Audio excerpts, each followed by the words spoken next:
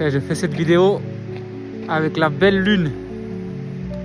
Je suis habillé comme ça parce qu'il fait moins 7 degrés. Regardez mon chien. Jim, t'as froid, hein? Viens, on y va. Il a les petites bottes. Bon, bref, c'était la petite partie amusante du froid. J'ai fait cette vidéo pour parler sur le fait de vraiment être soi-même, de montrer son être intérieur. Et j'aimerais aborder ce sujet par commençant par le regard des autres.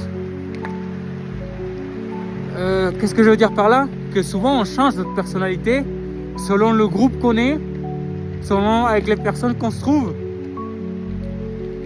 Et on n'est pas soi-même au final. On n'est pas cet être intérieur, cet être puissant, illuminé, joyeux, heureux et sincère. Je parle de ça parce que souvent on se sent jugé, on se sent critiqué, et on veut rentrer dans la norme de certains groupes, de certaines classes sociales, et on n'est pas nous-mêmes. On n'est pas cette personne qu'on est censé être à l'intérieur de soi, et forcément à un moment donné, on se trouve malheureux. D'où la crise de la trentaine, la quarantaine, que les gens ils se rendent compte qu'ils ont vécu une vie que c'est pas vraiment la leur. Et j'aimerais faire une comparaison, même un exemple, pour évoquer l'importance d'être soi-même malgré le regard des gens. Par exemple, quand on se cultive, mais tiens, on cultive la terre.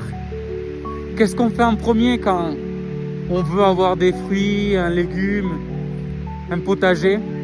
La première chose qu'on fait, c'est qu'on labore la terre, on enlève les mauvaises herbes de la saison passée, on enlève les cailloux qui sont remontés pour avoir des légumes ou des fruits parfaitement en bonne santé et avec le plus de bénéfices possible. C'est ça un peu notre être intérieur. Chaque fois qu'on rentre dans une classe sociale, on commence à cultiver des mauvaises habitudes, des certitudes qui ne sont pas les nôtres, et on s'habitue pour rentrer dans la norme du groupe. Et forcément, quand on se retrouve tout seul chez soi, on se rend compte qu'on n'a pas été nous-mêmes. Et même des années après, on se rend compte que c'est pas vraiment notre personnalité, mais qu'on s'est adapté à ce groupe, à cette forme de pensée, à cette forme d'agir, que bien souvent c'est négatif, où les gens critiquent, ils s'abandonnent